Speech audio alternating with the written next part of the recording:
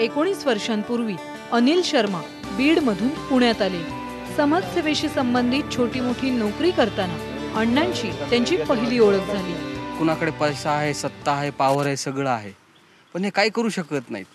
पण एक सामान्य व्यक्ती, टोपी धोतर घातलेला माणूस कसा हे करू शकतो हे मला जाणवलं। त्या काळात अण्णा हजारे हे भारताचे हिरो बनले नव्हते की बा हजारे या नावाने त्यांचं समाजकार्य शांतपणे चालू होतं।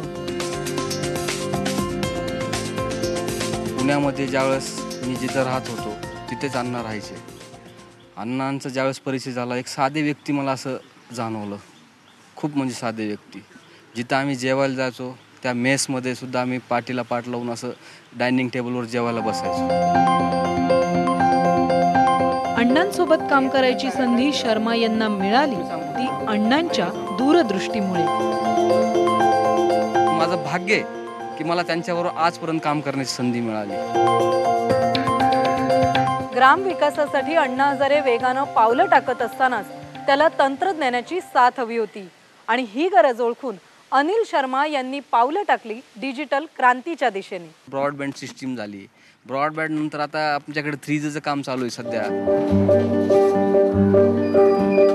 अण्णांच्या राळेगणसिद्धीमध्ये म्हणूनच विद्यार्थ्यांसाठी भव्य डिजिटल क्लासरूम दिसते।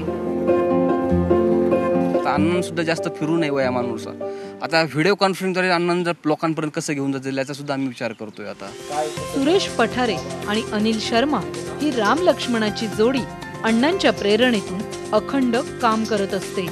शहरात जाऊन होणाऱ्या फरफटीपेक्षा गावच्या विकासात लावलेला हातभार त्यांना मोलाचा वाटतो। व्हिडिओ जर्नलिस्ट सचिन हंसाटेसह अलका धुक्कर, IBN लोकमत, राळेगणसिद्धी।